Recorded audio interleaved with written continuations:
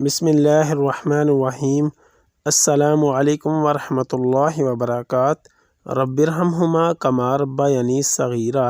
اے میرے رب، میرے ماں باپ پر اس طرح رحم فرما جس طرح انہوں نے بچپن میں مجھ پر کیا تھا۔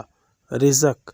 ایک دن امیر المومنین حضرت علی ابن ابی طالب مسجد کے دروازے پر اپنے خچر سے اترے۔ آپ رضی اللہ عنہ نے اپنا خچر حفاظت کے خیال سے ایک شخص کے حوالے کیا اور مسجد میں تشریف لے گئے۔ آپ رضی اللہ عنہ کے جانے کے بعد اس شخص کے دل میں خیانت آ گئی اور اس نے آپ رضی اللہ عنہ کے خچر کی لگام نکالی اور فرار ہو گیا۔ حضرت علی رضی اللہ عنہ نماز سے فارغ ہو کر جب مسجد سے باہر تشریف لائے تو آپ رضی اللہ عنہ کے ہاتھ میں 2 درہم تھے۔ یہ 2 درہم آپ رضی اللہ عنہ خچر کی نگہبانی کرنے والے شخص کو بطور معاوضہ دینا چاہتے تھے، لیکن آپ رضی اللہ عنہ نے دیکھا کہ خچر بغیر لگام کے خالی کھڑا ہے۔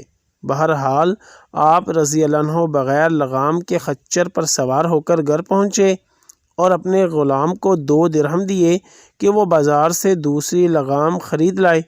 غلام بازار گیا، اس نے وہی لگام ایک شخص کے ہاتھ میں دیکھی۔ پوچھنے پر معلوم ہوا کہ ایک شخص یہ لگام 2 درہم میں بیچ گیا ہے۔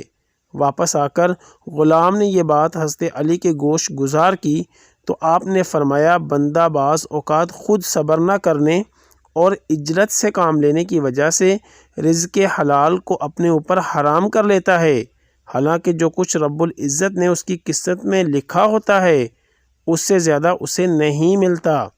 یا اللہ، خاندان اہل بیت کی سچی محبت ہمارے دلوں میں راسخ فرما۔